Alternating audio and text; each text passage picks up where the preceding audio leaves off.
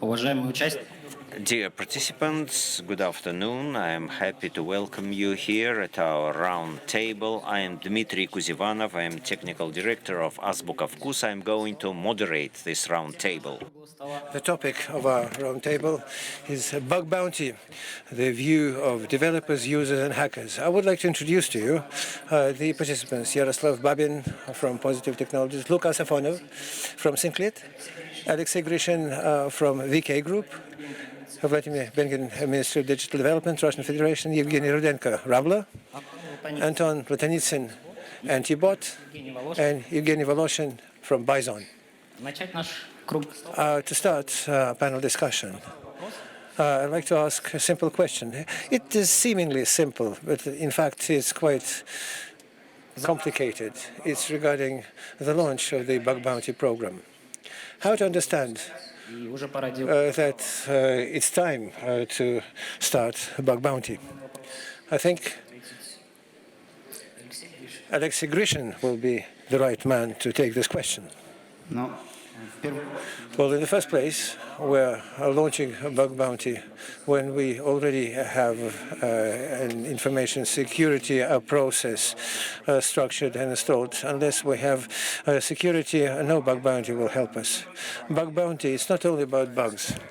It's the story that allows you to identify what goes wrong in your IS processes, where you didn't set up the firewalls correctly, where you forgot to install the patches to update something, where you have some more difficult problems.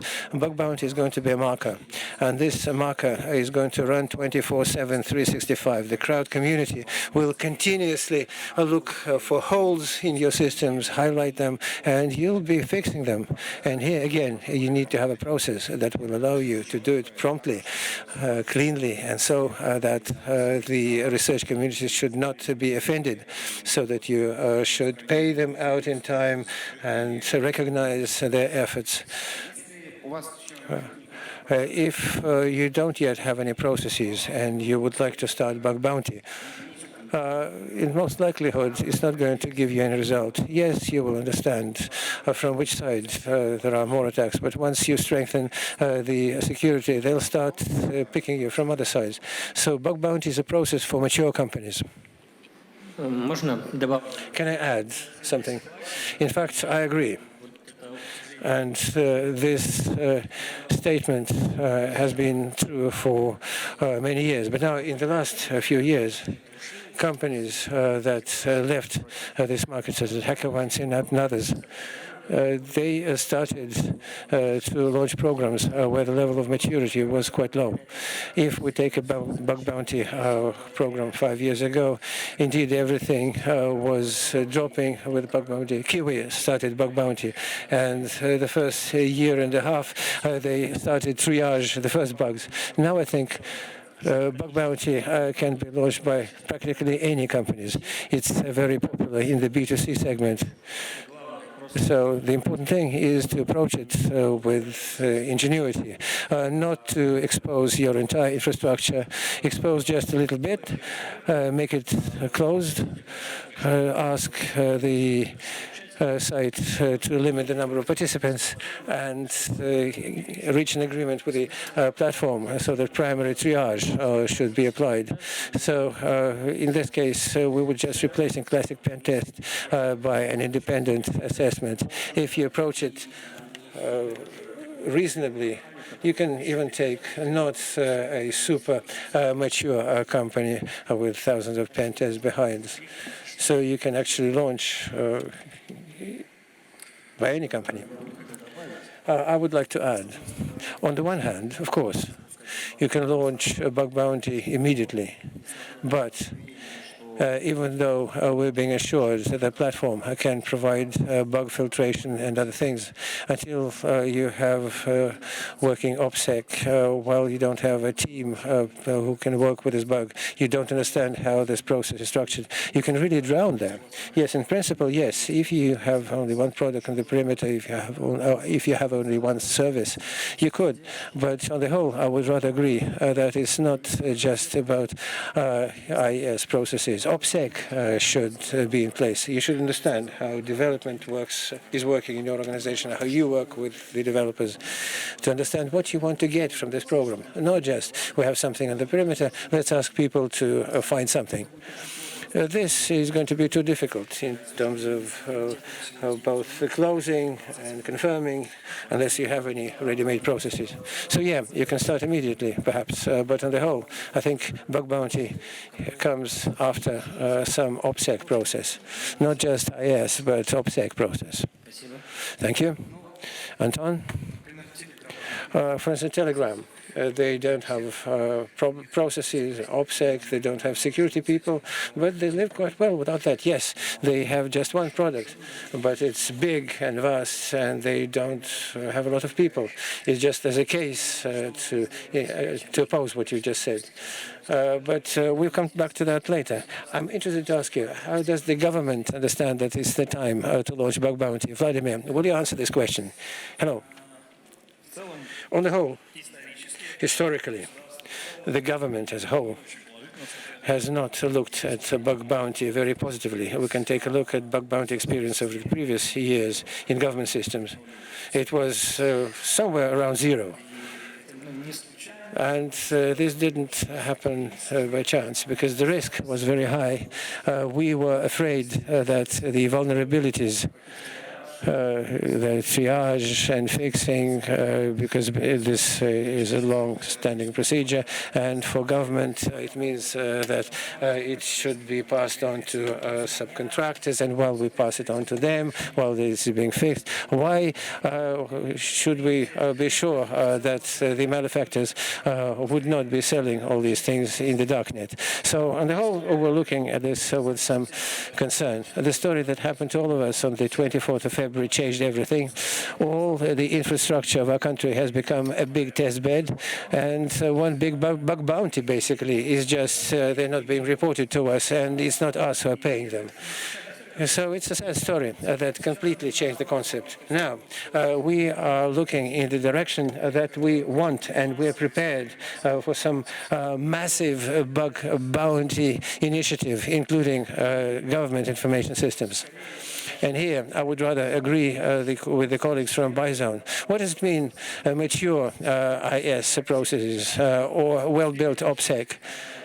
In the first place, the organization has to understand that it can fix the code. If it can fix the bugs, if it can check cases quite fast, to fixing them. So this is already a story that you can start with. Then you just run into battle, and gradually you wouldn't be opening everything, or the entire infrastructure with access absolutely to everyone. You can run a closed bug bounty, closed scope, but through this test in battle, we can check how it works. If the expertise available to me, do my programmers know Avast top 10 kind of injections. So it turns out that quite soon you'll be able to find specialists even among programmers, because it's up to them to fix the code. Luca?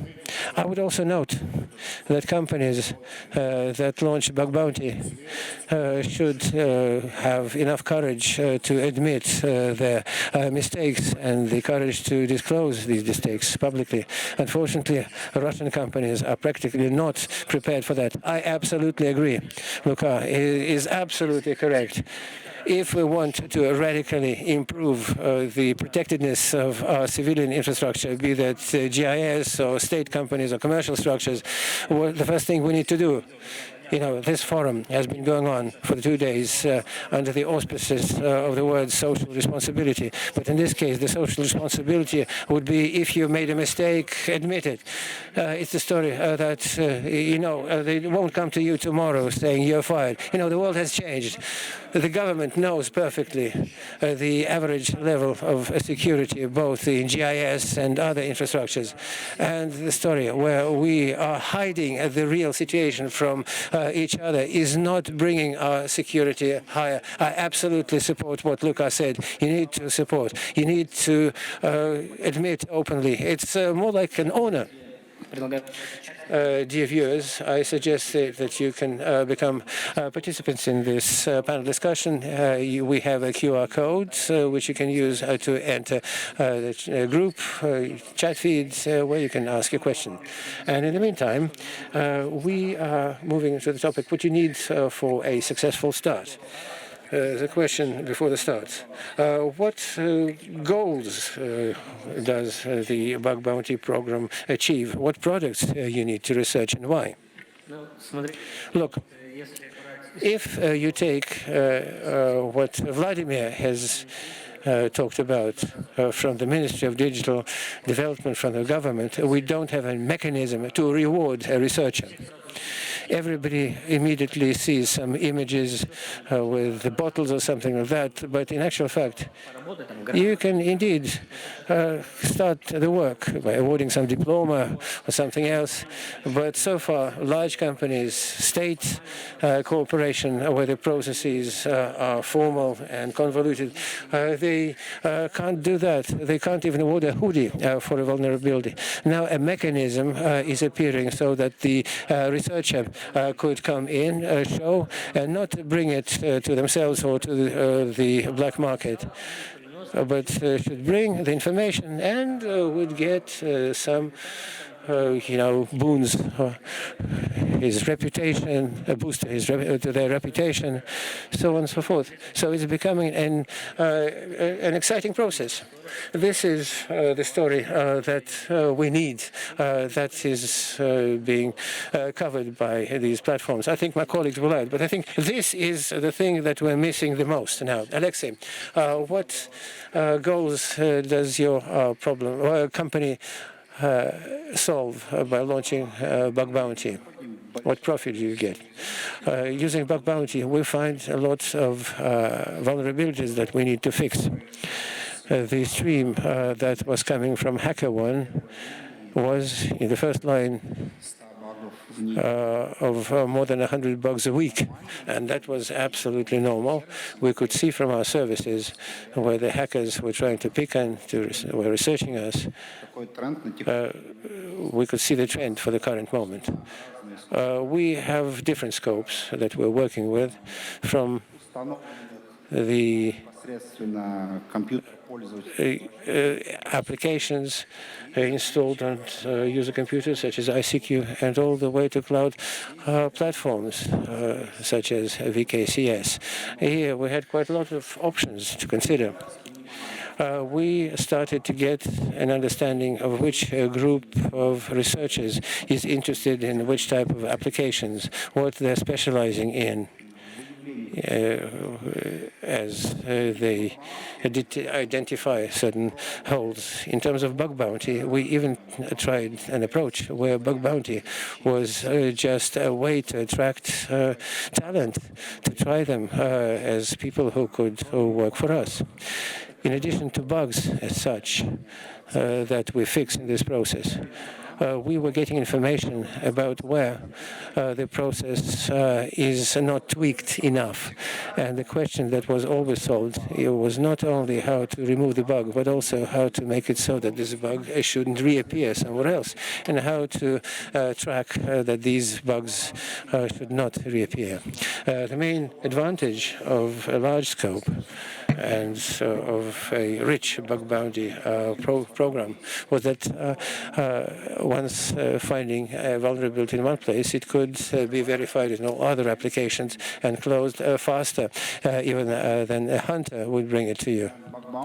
And I think bug bounty is a tool that allowed us to run and quench fires before they were turning serious. Our attitude to critical vulnerability was as a real gap. If a bug is brought to you, so regardless of whether it has been exploited or not,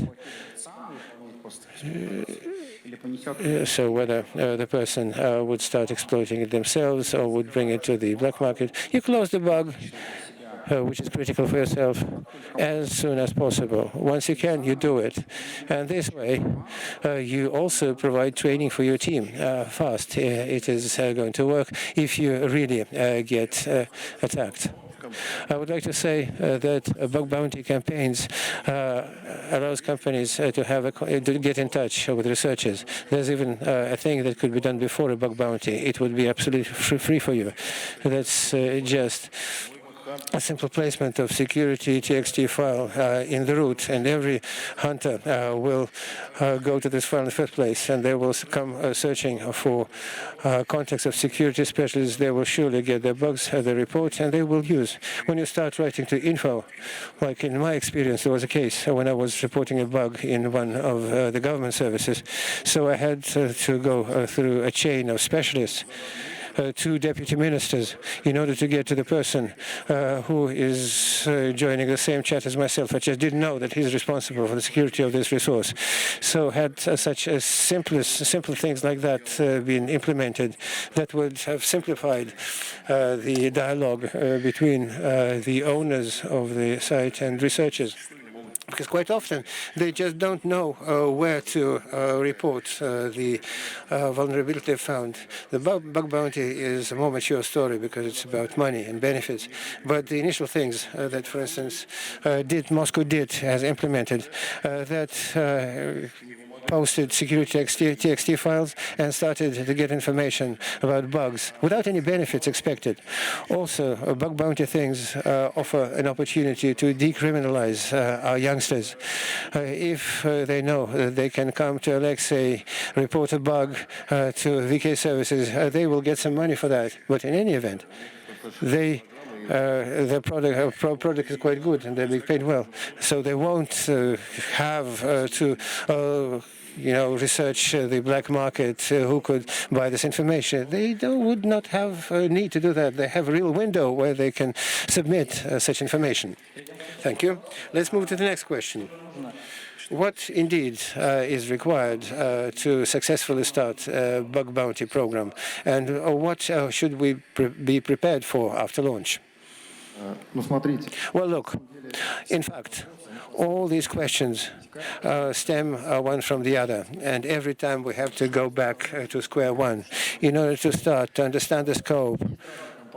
There are different companies. With state companies, it's clearer. If it is a government organization, we know that it's important we're prepared to spend resources. But if you're a company that has a lot of services in the perimeter, you first have to prioritize, proceed from the budget, explain to the management why they need a budget like this for these services. You won't be able to do that without preliminary preparation. What has been said here, that there are processes where we classify our assets to understand which of them are critical for us. And the thing, once we've understood what's critical for us, once we've gone through that ourselves, once we've seen how we're going to close that, we have resources. Aren't we going to fuck up the SLA that we have on our platform because the developers are just not prepared to close these vulnerabilities? It's just an additional aspect of offset. We have a number of assets, which being compromised pose an existential threat to us. And then it's quite easy to understand the scope, how much money we can spend.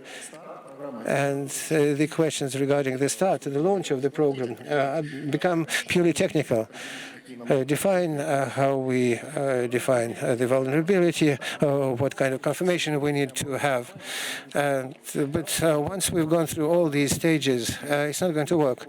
Yes, for Telegram and for GIS systems, it's easy. So they have this product, everybody knows that it's critical, and everybody start working. But there are other type of companies. Some need this process, to go through this process, to understand what's important for them, how they're going to cover that, if they have resources for that. And then it all happens as a matter of agreement. I don't think there's a single good approach which we can apply anywhere. I would like to argue with everyone here. I'm sorry. Actually, you don't need anything to start a bug bounty program other than open a bug tracker. Perhaps you don't even need to have a budget for that. You can post a page showing. I'll show you where you can prepare an attack on our infrastructure, allocate the scope, assign the top guys. Web 2.0 is already there. And so somebody would be fighting for a line in a CV. I was the first one to bring the bug in.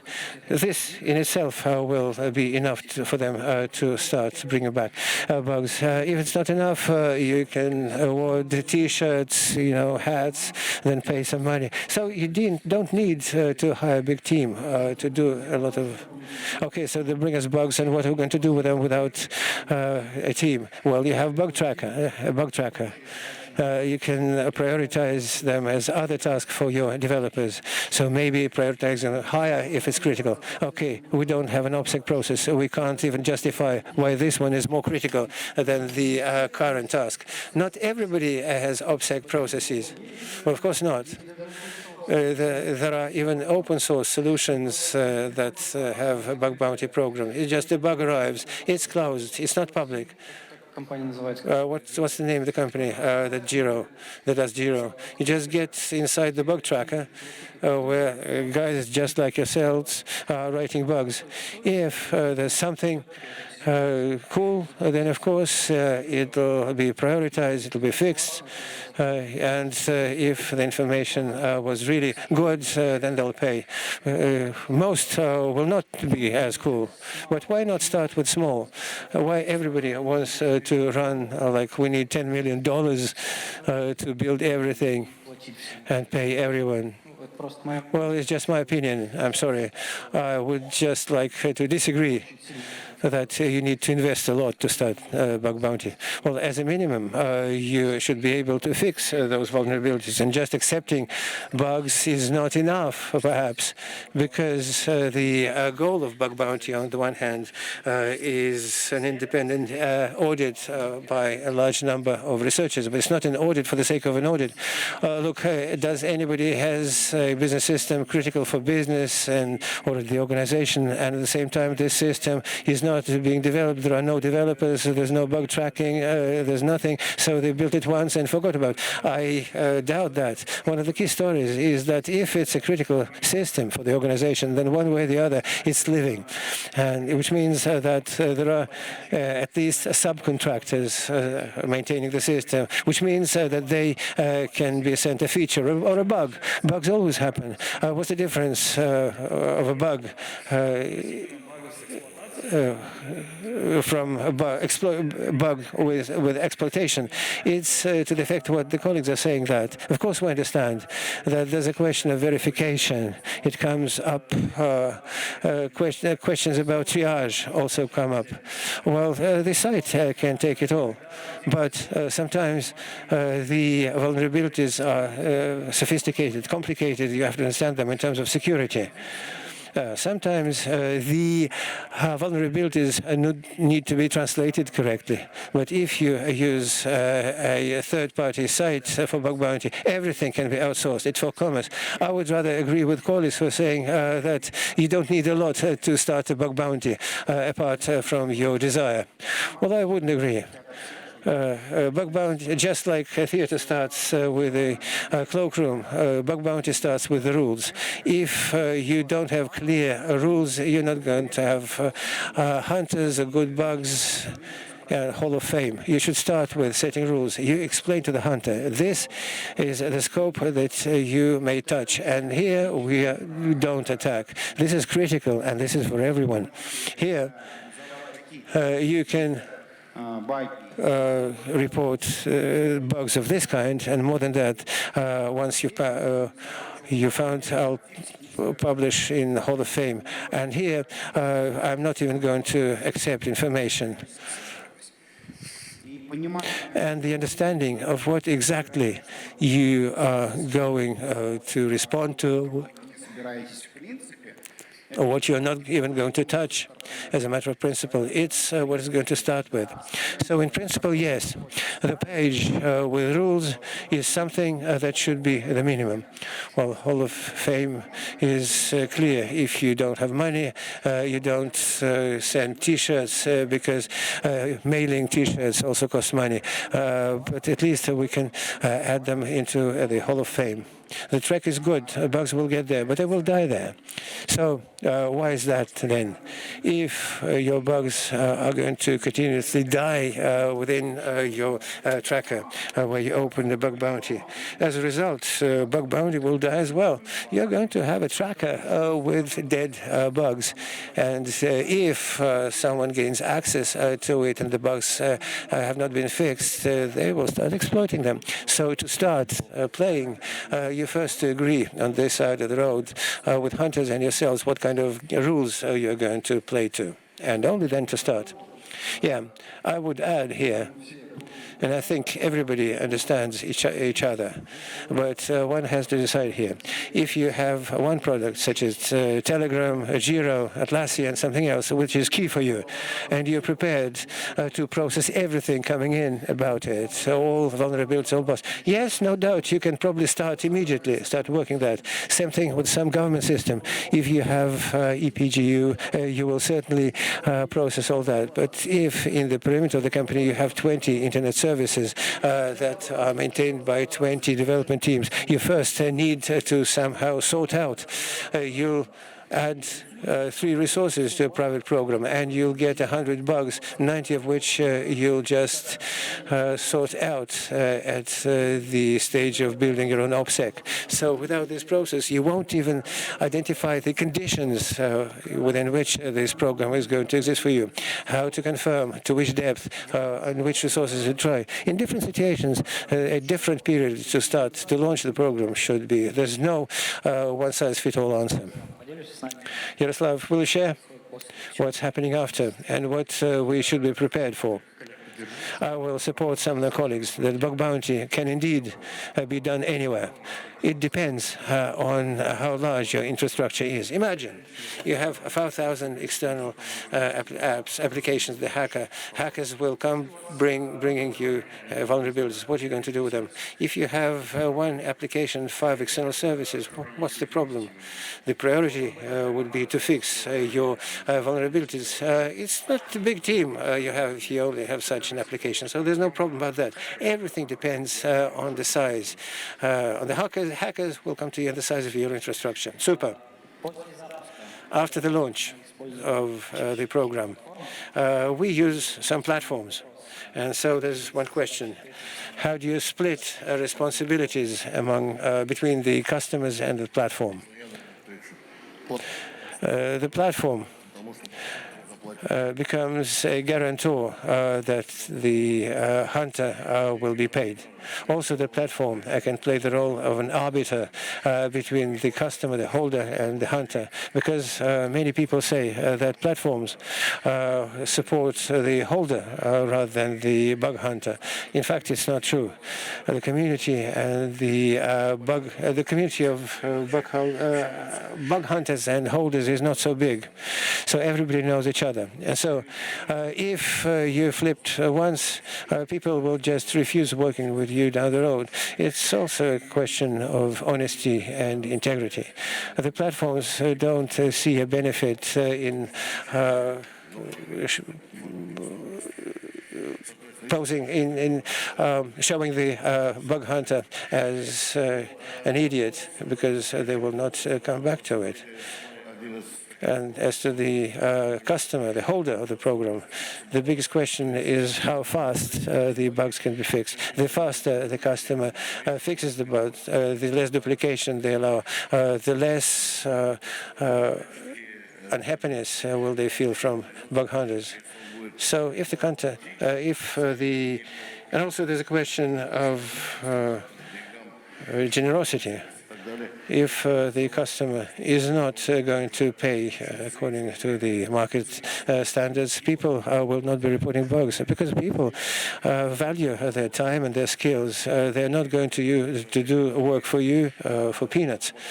Yes, there are bug hunters that go just like a harvester and report everything just to get the money in an easy way. But there are guys who found serious bugs, and also they help customers to hide something else which they themselves have not found. The customer will see that and will be able to highlight some additional problems. If the customer is open, and if they are willing to talk to bug hunters, there's a big probability that they will add something to the bug hunter, what the bug hunter found.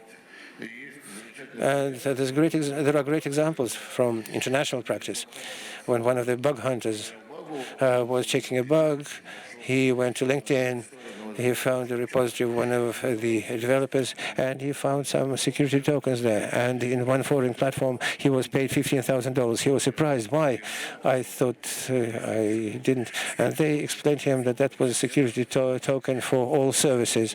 So basically, he was expecting just a thank you. And in fact, the customer behaved honestly and paid them. And so he maybe the sum was not too high, but again, by showing transparency in the relationship, this company has got more than they would have got if the bug hunters had been unhappy selling in the black market.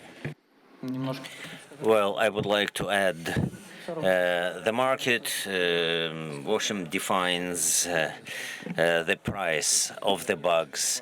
If you announce that you pay $50, you'll get the $50 worth bugs and no more.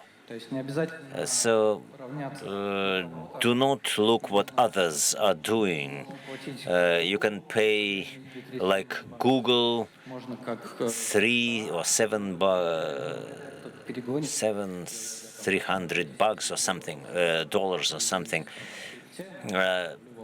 Well, you cannot overcome others by generosity. There is a certain threshold, the threshold and some expectations of the hackers, but they have to explain about impact. Some vulnerabilities are overvalued, others are undervalued, but you shouldn't start with paying too much at the beginning, to begin with. And then I wanted to say something else, but I forgot it, so let me wait. So next question then. I don't agree that there is a fixed price. No.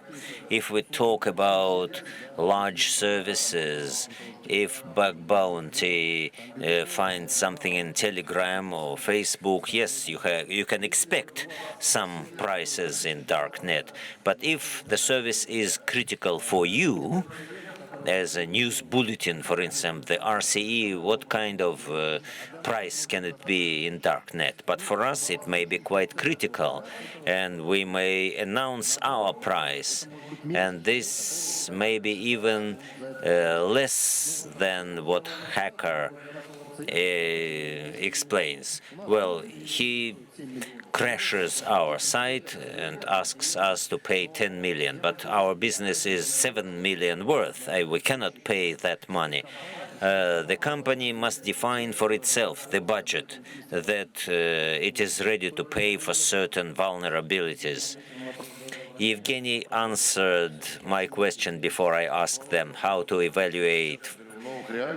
In new realities, pricing of Telegram channels became different. Our so-called friends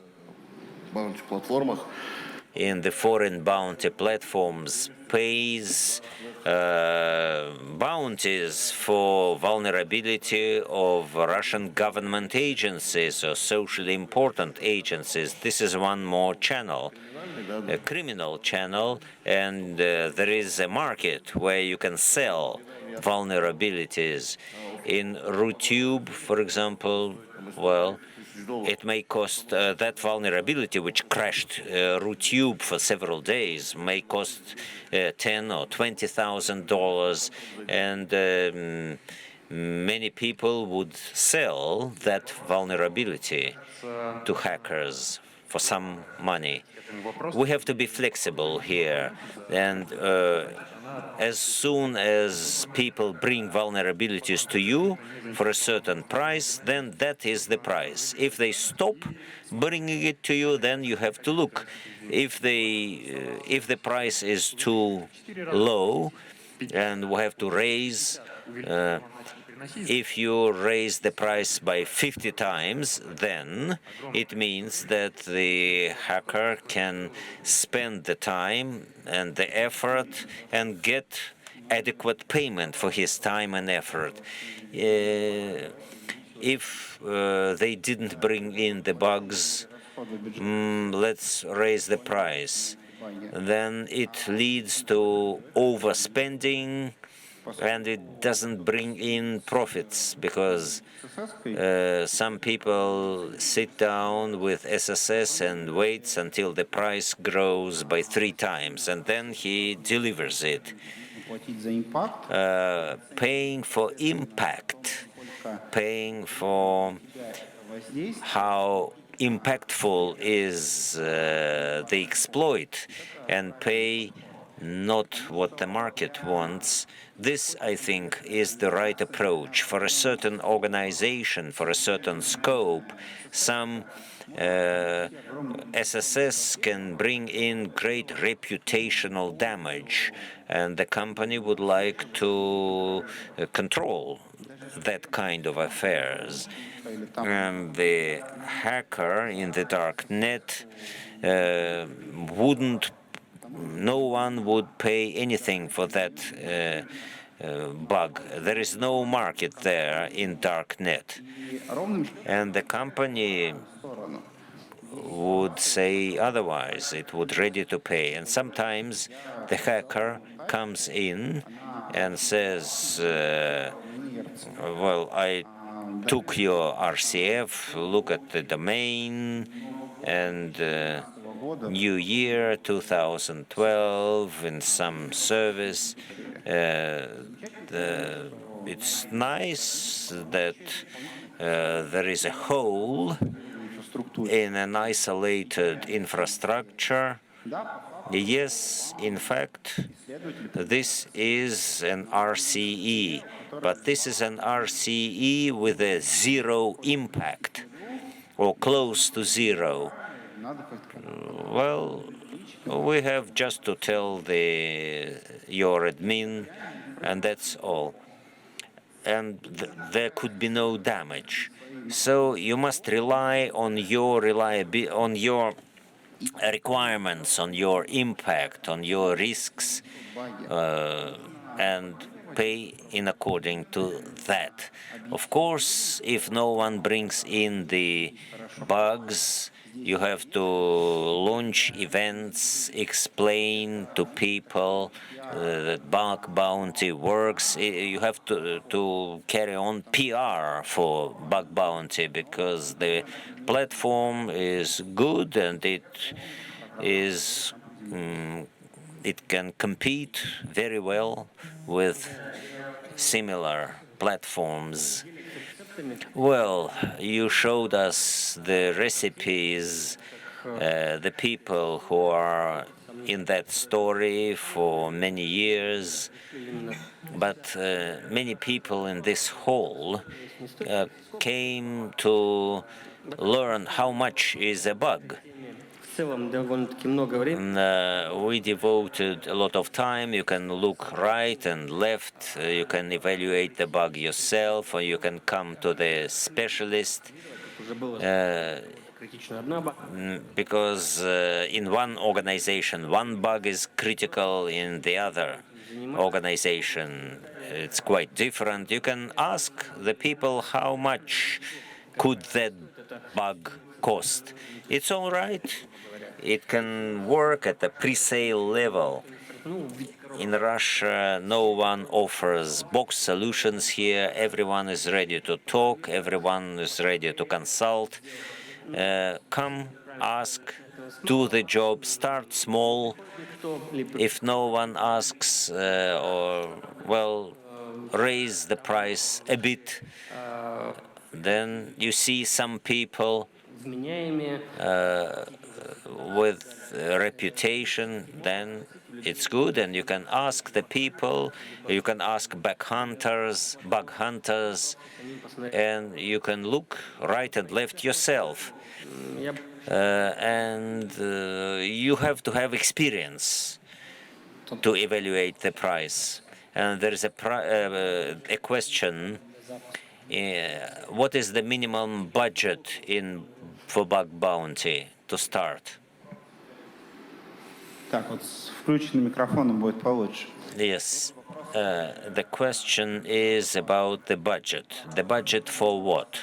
We talked about the profile. There is a calculation methodology that we use in order to evaluate and anticipate how much we're going to spend if our price level is this one, for instance. It's easy for us because we have a multi-year experience. Mail.ru, ВКонтакте exist for more than 8 years. We have experience and we understand that if we have 4 RCE per year, so we need such and such money.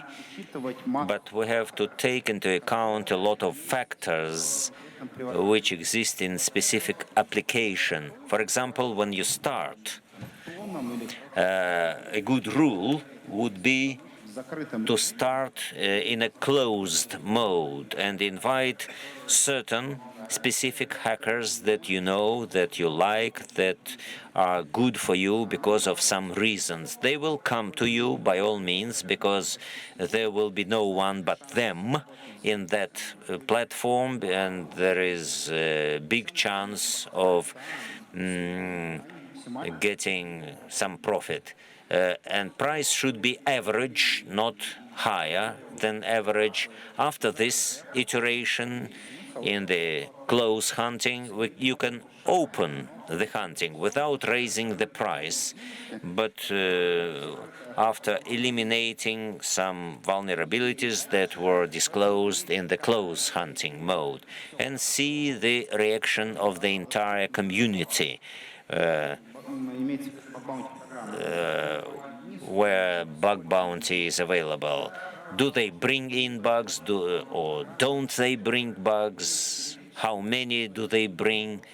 And you may get new information. For example, you buy a new company, and of course you have to analyze what kind of bugs it has in its infrastructure, and you have to calculate what do we count. Take risk impact, how much you can lose for that risk, and try to find a good middle of the way solution. Some time ago, Yandex launched a week of bug hunting, or a month of bug hunting. So you can allocate a certain budget and give that money to the hacker who found most of the bugs or the best bugs. And you will save the money if you believe that the stress test wouldn't work. Well, some statistics from our chat. A week ago, there was a similar conference over the internet, and the results were bad because 2/3 of the people already launched or wanted to launch bug bounty. 6% didn't believe in that idea.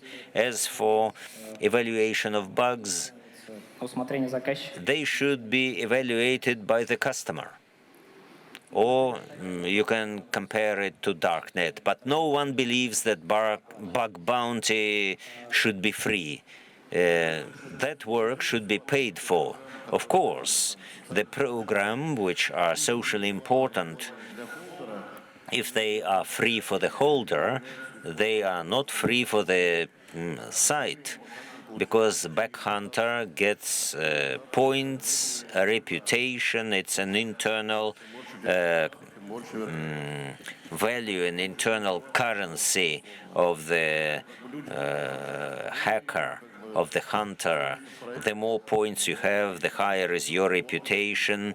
The higher is the probability that you are going to be invited into some serious projects, into a serious project. People have their pride. People have their ambitions, and everything should be transparent. As for the other non-bug bounty sites, Harbor, for example, they accept bugs, eliminate them, publish the result. They don't pay, as far as I know, or maybe they pay now privately. When I brought them bugs, they didn't pay me at all. But everyone seems to be happy. I get my pride, my points, my reputation. I don't need to convert it into money. But reputation is the currency, sort of currency. Something, Hall of Fame is something you can mention in your resume. You work not for money, you work for fame, for your potential, for your recognition. But this is not absolutely free. How much Dmitry is paid? Nothing, but everyone wants to have it in the resume, more CSS. Well, yes, sometimes they don't pay the money, but they pay in other reputational currencies. What should the Russian platforms be when when people do not from abroad do not cooperate with our hackers? How independent we can be? Independent of whom?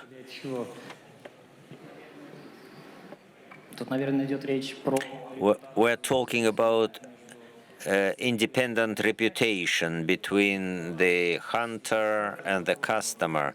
Each platform should be independent in this way, but not every platform manages to do that.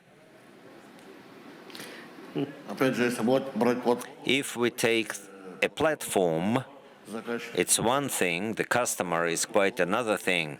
Platform operators are also different.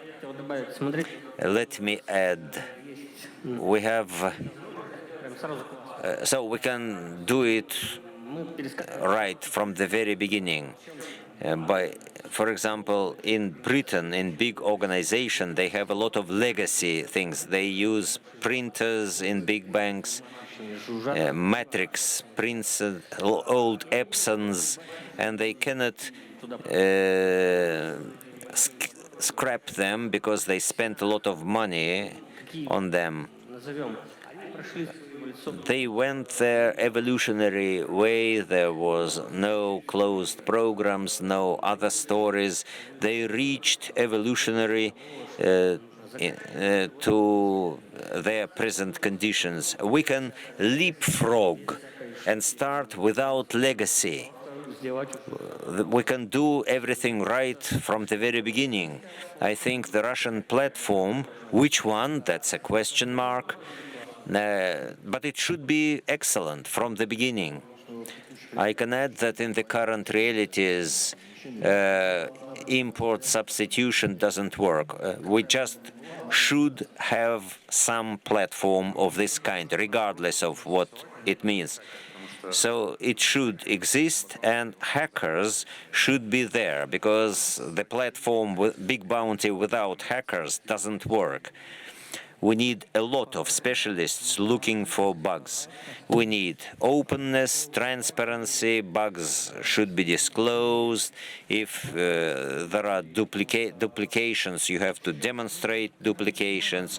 So we need more community managers rather than technicians to build the right platform of that kind in Russia, because we have little trust. Many people do not have trust in anything Russian, and they think that the Russians will pay very little,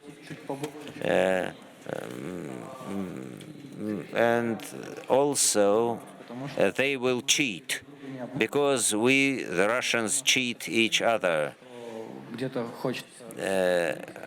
We would like to brainwash somebody, we want to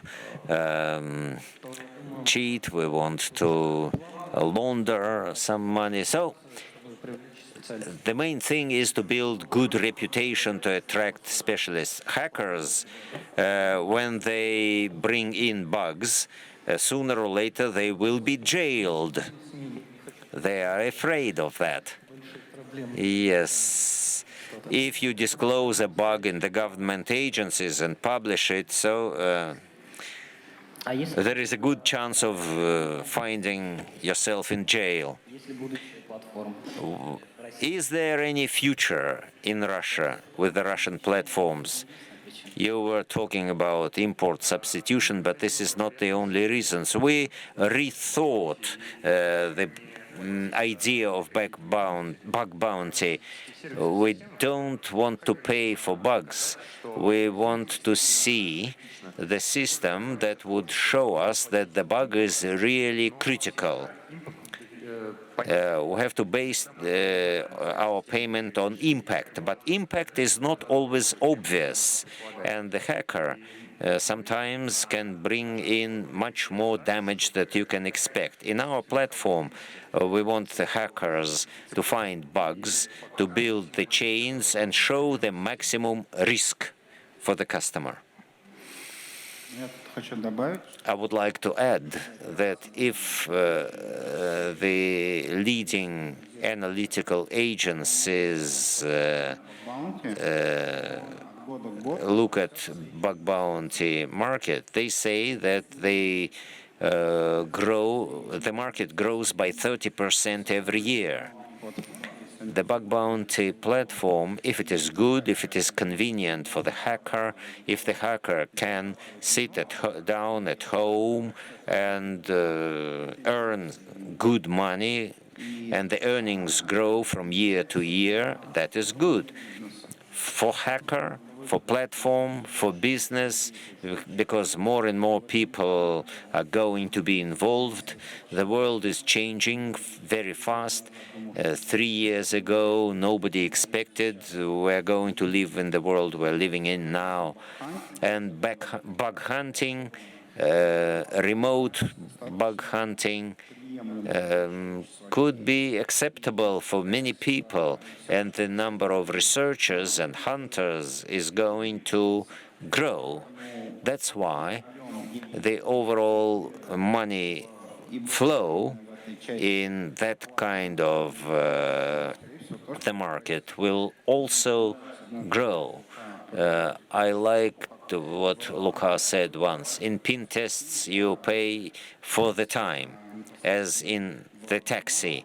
In bug bounty, you pay for the kilometers. And the companies are ready to pay only for real bugs. Long term, it's more convenient and more profitable and more beneficial. It's a win-win situation to all the parties. That's why it seems that everything will go on developing. Looks like that. I agree with the colleagues, but there is one more driver. It's mainstream with the young people. We are all big children. We like helicopters, we like shooting. Cybersec needs new abbreviations every year.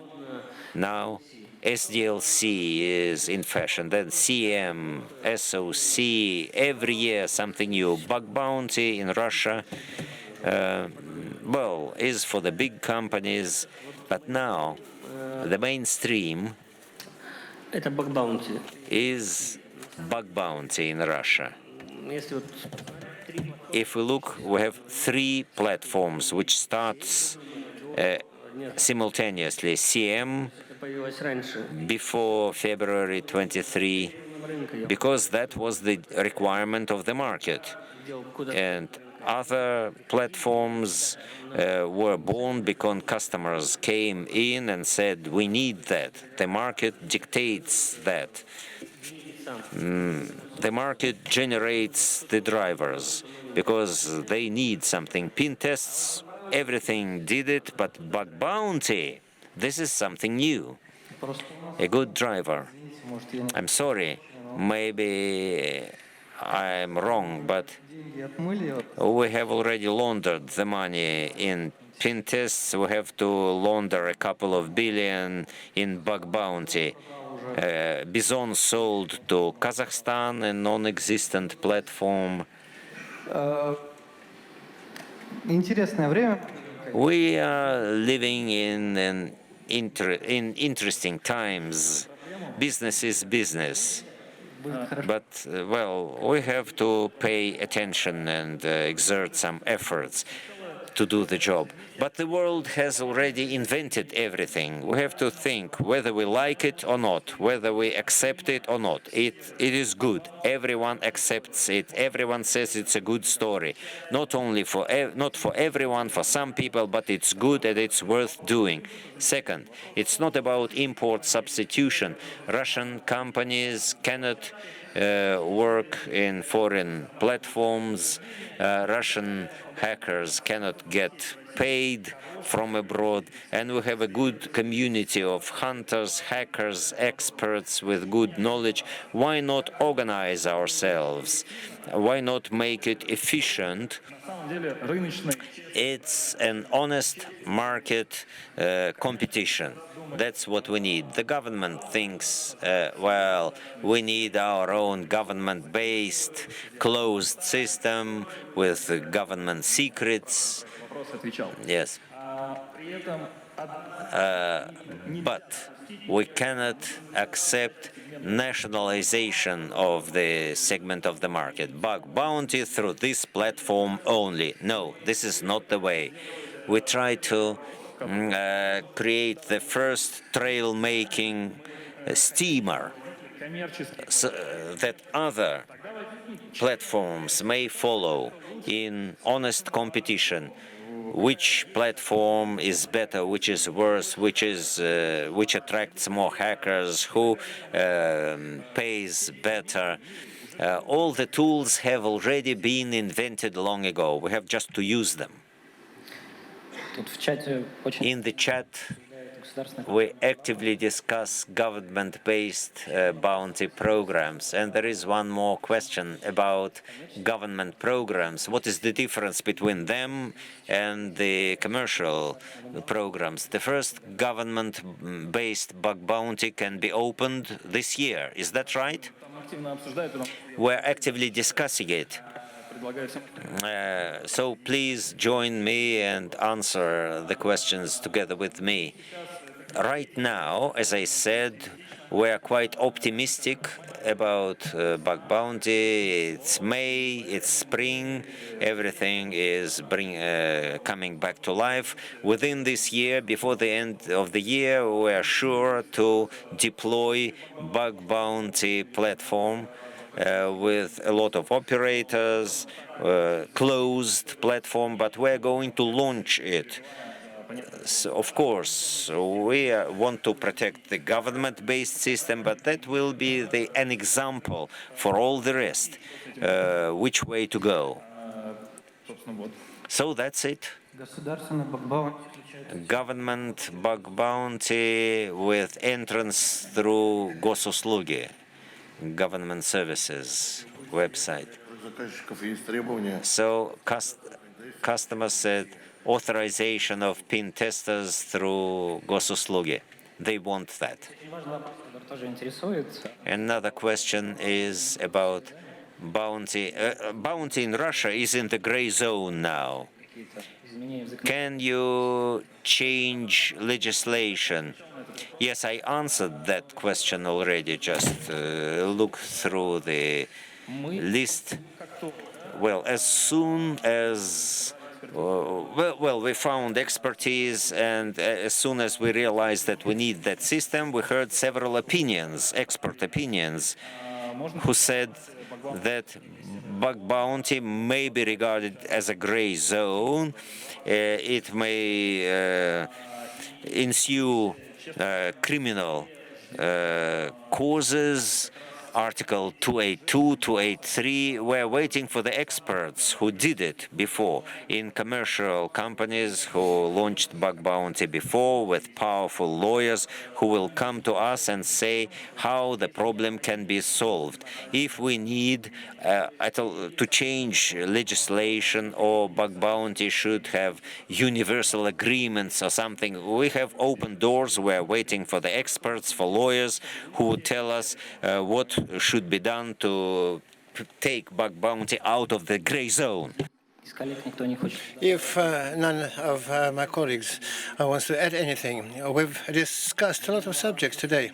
I think we've had quite an exciting and informative panel discussion. Judging by the chat feeds and the voting, it's important for the people. From myself, I'd like to say that the interest to bug bounty programs is growing, has been growing in the Russian market for several years now. Customers see it as a way to improve and step up information security for researchers. It's another opportunity to get additional income and grow the experience. Considering that the whole 3 Russian platforms appeared recently, the market is going to grow explosively. So launch, take part, make the world better and more secure. Also, if you still have any questions, myself and my colleagues will be happy to take them in the chat feed. Thank you all. It's been great to be here with you today. Thank you. Thank you.